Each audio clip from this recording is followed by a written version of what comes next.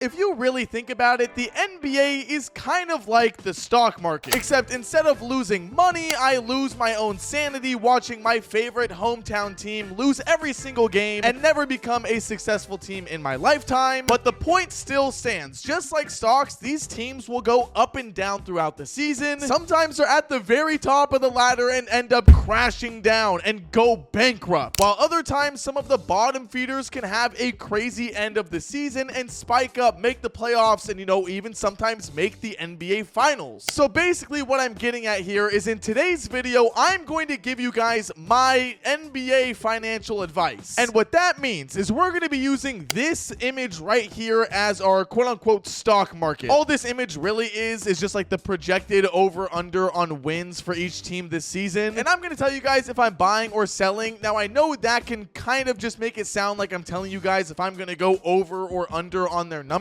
but that's not the case. We're just kind of using this as like a reference point, okay? So if I say that I'm buying the Houston Rockets, that doesn't mean that I think they're going to go over 55 wins. I just think they're going to be a team around the top of the Western Conference like they are shown in the image. Does everything make sense? Listen, I got dressed up for this video because it's like stock based, even though this is a vintage shirt. That's why it's a little dirty. It's from the 60s. But anyways, let's just hop right into it, okay? Everybody take out your pen and paper. We are going to start off with the Western Conference. I'm not going to go through every single team. I'm just going to go through the teams that I feel are somewhat important. Like the Sacramento Kings, they are projected to have 35.5 wins on the season. I'm going to tell you guys right now, sell every last bit of your Sacramento Kings stock. This team is an absolute nothing burger. I only feel like I have to talk about them because I am like one of the only Kings fans on the internet. This team is god awful. Absolutely no cohesiveness. They're just a bunch of random players mushed in together. The GM is actively trying to rebuild this team but can't because the contracts are so bad. I talk about this team almost every single day. Just sell the stock, okay? Just sell it. I don't care. But things are a little bit different if you keep going up the list, because the Dallas Mavericks, while other people sold off a lot of their shares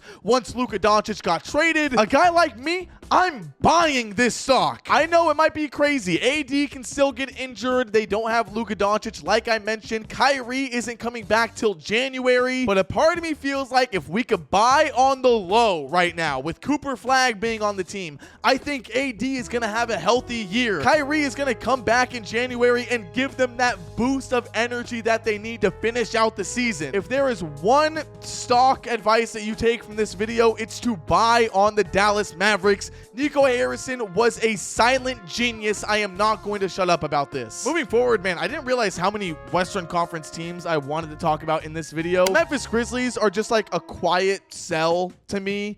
I feel like they're on the verge of rebuilding. I think they kind of hit their peak already with their success in previous years. Things just kind of quickly derailed for them, whether it was John Morant off the court or injuries, whatever it may be. I think it's gotten to the point where now the team is just so, unorganized and so just discombobulated from when they did have Ja on a consistent basis. I don't know. Things just kind of feel different from when they used to be good. So I am selling the Memphis Grizzlies. I think they are on the verge of some sort of retooling or rebuild. Following Memphis, we have probably the most obvious buy of our entire lives, with that, of course, being the San Antonio Spurs. I really don't have to talk about this team. Everybody knows Wembanyama. I'm not even going to list off the fucking roster. Yeah, that one's obvious. Just buy the San Antonio stock. The LA Lakers are projected to win 46 games according to this image right here. And if we're using that as like the base premise of the stock price for the Lakers, I am selling the fuck out of it. I know they have Luka, but none of their offseason moves have really moved me. I feel like they might even have some weird chemistry issues with the fact that LeBron is still there. Even though LeBron isn't one to normally cause like team issues, I do still feel like there might be something weird happening this season. Even though Luka is looking skinny and ripped and everyone wants to talk about him,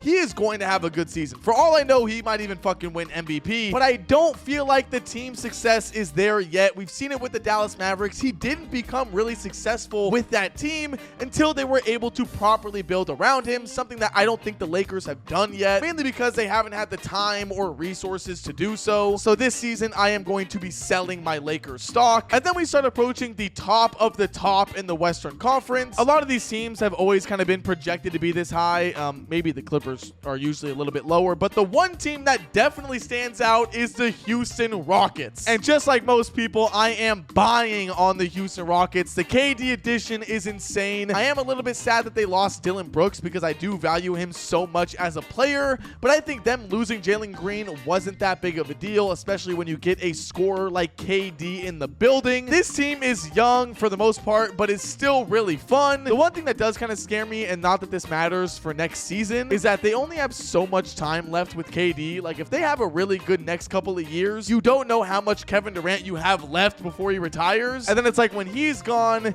how quickly are you going to get someone else to come in and fill in that gap? But hey, that doesn't matter. I am still going to be buying the Houston Rockets stock. So this right here is my list of Western Conference teams. This is my buying and selling. It is now time to move over to the East Coast. Starting off, I actually can't believe they are this low on the list. The Washington Wizards. This might be one of the biggest buys I have ever seen. Not because they're going to have a crazy finals run next season, but because the young talent that they're putting together over in Washington and the guys that they are developing are 100% going to end up being great players. And overall, this team is just going to be a ton of fun to watch next season. Whether they are winning or losing, I don't really care. So yes, we are buying Wizard stock, and Trey Johnson is going to be Rookie of the Year. Moving on, I didn't think I was going to talk about the Charlotte Hornets, but if they are this low on the list at 26 wins, fuck it, bro. I'll just assume that LaMelo Ball is going to be healthy. I'll buy a little bit of this stock. I'm not going too crazy on it because the chances of LaMelo being healthy are insanely low. I actually made the discovery a couple of weeks ago that LaMelo has spent more time getting tattoos during the offseason than he spent playing in last year's season, which is kind of crazy. But if he can make his way onto the floor and actually play some games, I have no doubt in my mind the Hornets will be a good team. And by good team, I just mean they're going to make the play-in tournament. But you know what? I'll move on to the 76ers because I think their situation is very interesting. As for Joel Embiid, I really don't know if he's going to be healthy at all or how much he is going to play during the regular season. Here's my plan for the 76ers. And if they do this, I will be buying their stock. Play all of your young guys. Put the Jared McCains, the VJs, the Tyrese, everybody out there.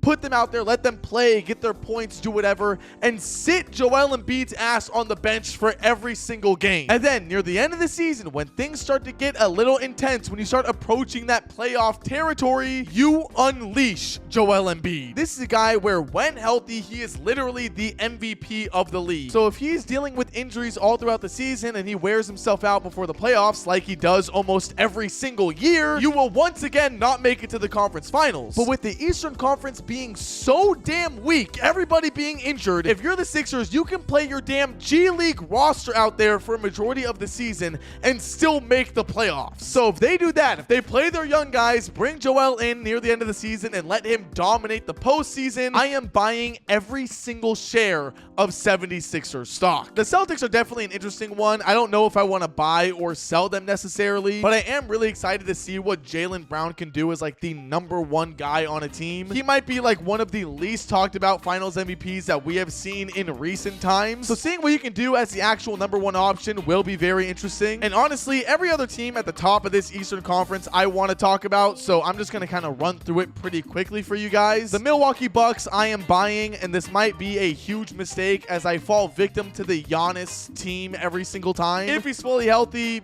man, no, his team sucks ass. Miles Turner's there, but no, his team sucks ass. I have changed my mind a little bit. I am buying a very small amount of Milwaukee Bucks shares. The Detroit Pistons, I might be overreacting to what Dennis Schroeder and Malik Beasley gave to this team, but the fact that they're gone right now, I don't know. I think the team is still going to be good. They're still going to be solid, but if they are being placed at, what, 5th in the Eastern Conference? Yeah, I guess it's actually a pretty solid spot for them. If they are going to be projected to be 5th, I will buy their stock. I don't have them in like top 3 conversations though, like some other people do. The Atlanta Hawks, if fully healthy, I am buying their stock. The only thing that kind of scares me is Kristaps Porzingis's like random little illness that he had. He was playing in the Euro League, so it looks like he's doing healthy and okay, but the guy has always kind of been known for being injury prone. So as long as he's good, I will buy the stock. Orlando Magic, I am buying. I am excited to see what Desmond Bane can do on this team, and also a Paolo Banchero jump. And then you have the top 2, and for this one, I am actually going to be a little bit dramatic here. I am going to buy New York Knicks stock because in my mind, they are number 1 in the Eastern Conference. I think they will be leading